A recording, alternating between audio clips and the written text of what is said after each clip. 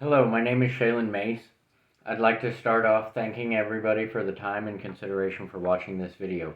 I would also like to thank any sources that I cite in this video for the great information and helping of my education in the subject matter.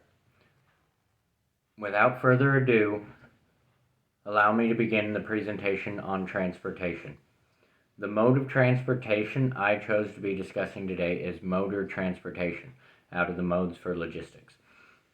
Fun fact, Alexander Winston invented the first semi-truck in 1898, 125 years ago.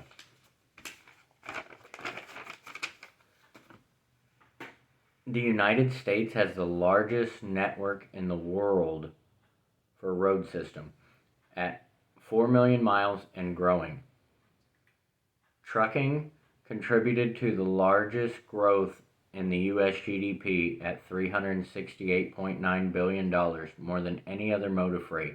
These statistics are in association with the information found on RTS Inc.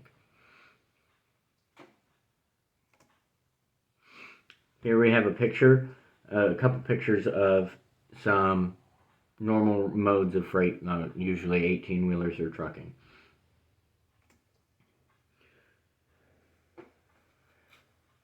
Motor transportation and the supply chain go hand in hand. You would not be able to operate a nation, a business, or even the world without trucking. I find it interesting how the goods reach the customer and how essential that motor freight is in this aspect. It is relatively cost effective, and with ways of balancing how many pallets per truck, or the way to just make it as most efficient as possible, is really well, especially in domestic travel situations. Ever since the pandemic, it is estimated that we are 80,000 short of what we need for drivers. That's according to the American Trucking Association. Truck driving reaches all points inside the supply chain, from receiving to shipping, from the supplier at the start to manufacturing, warehousing, and ultimately reaching consumers. Just-in-time delivery and other options that are vital to businesses would not ever be possible without motor transportation. In this research, I have learned that motor freight is far more vast than anything I originally knew. With 70% of freight in the U.S. being delivered by motor, it actually touches the lives of each and every single one of us here, and we are completely dependent upon it. I have a profound respect for the people fulfilling this duty.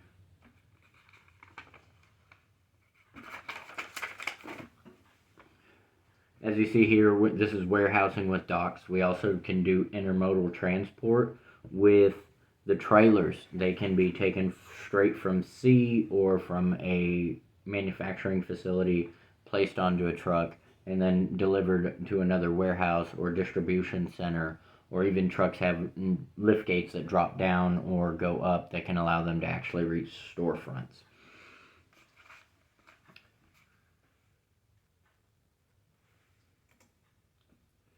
Here we have pictures of people unloading to storefronts directly from their truck and modes of transport into a business.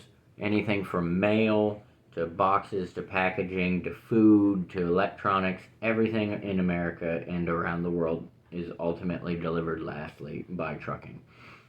Many new industry renovations have been coming along, especially in the changing over of a lot of companies to have a lot more green approach, into where they will be using electric vehicles, such as some depicted here as a truck that would be made by a company such as Tesla that would be taking over transit to be electric for more eco-friendly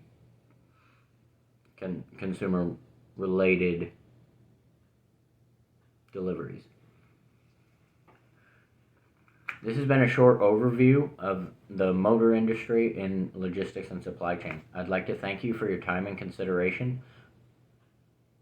Once again, I am Shaylin Mace. I am a student of Ivy Tech Community College, and I'd like to give a special thanks to those who helped me put this video together, as the American Trucking Association, BloomTrucks.com, and RTS Inc. Thank you.